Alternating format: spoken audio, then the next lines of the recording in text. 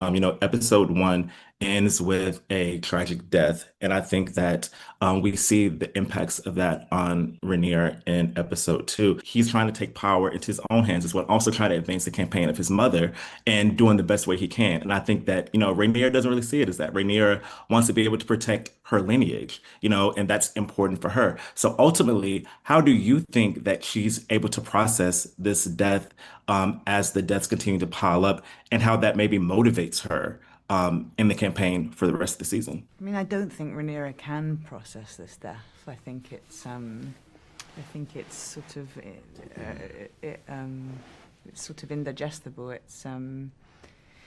And you're right. I mean, I think the reason that it's sort of quite successfully tragic is that it's hard to sort of blame a teenager for being a teenager, and the job of a teenager is to rebel, and in some way that's exactly what he does. And so, and yes, Rhaenyra is prevented from a sort of mother's right to protect her child, and so.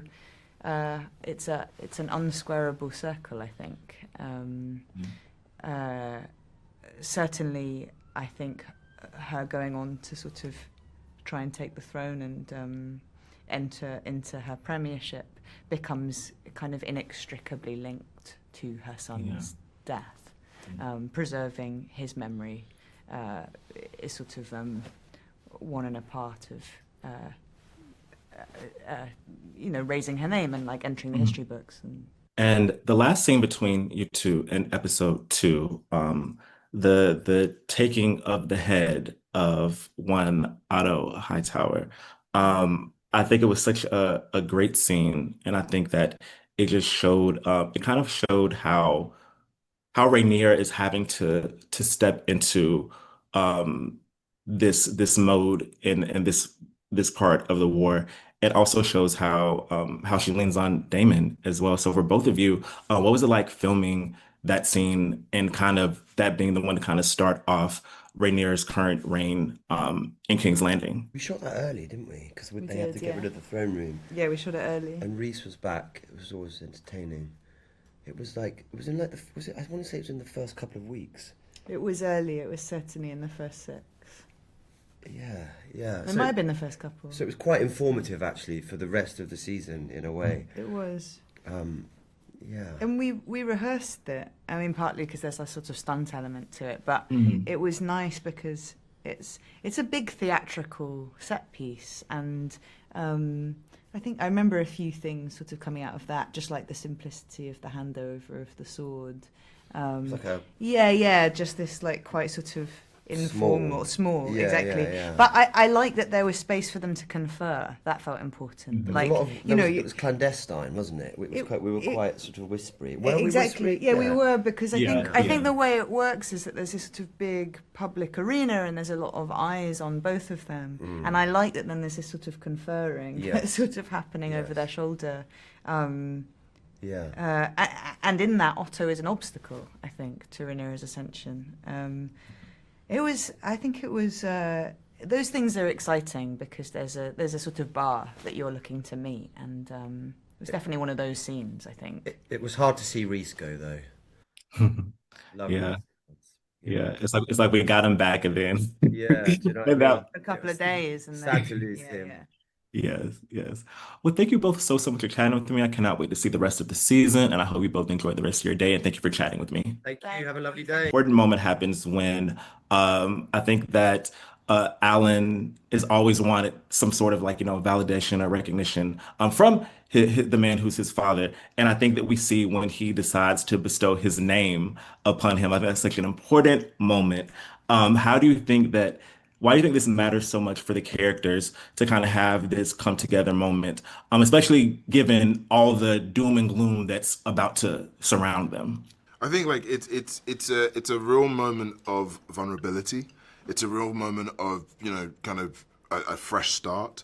I'd say for the characters specifically, I think Alan, when given the name or is offered the name in this moment, he knows how much has been lost, how much is, what is at stake here.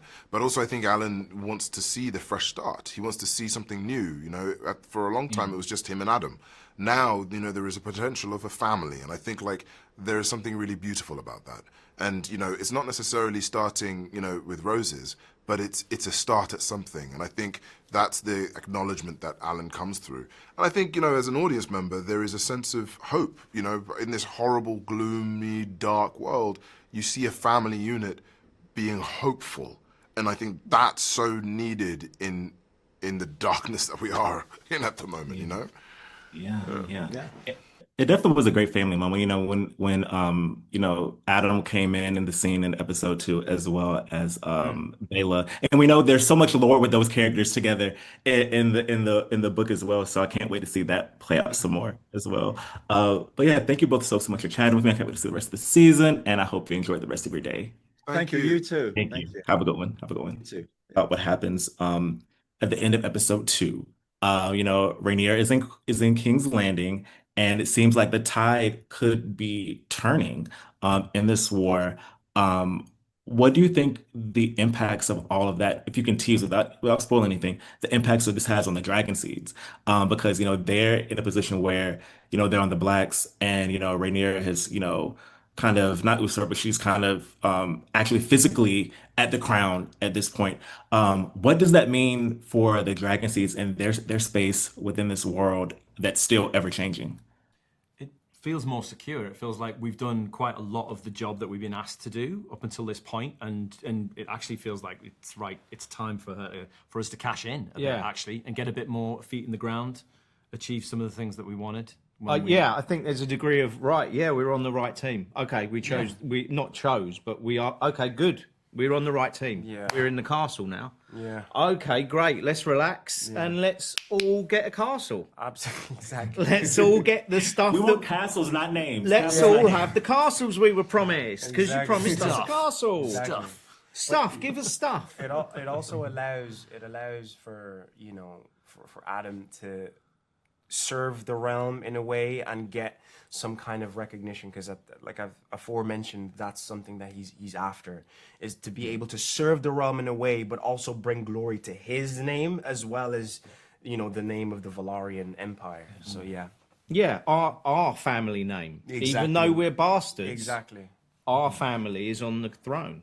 So cool. Okay, we got this right, boys. Let's see what happens next. Well, that's all my time. Thank you so much for chatting with me. I can't wait to see the rest of the season, and enjoy the rest of your day. Thank you. You too. Thank you.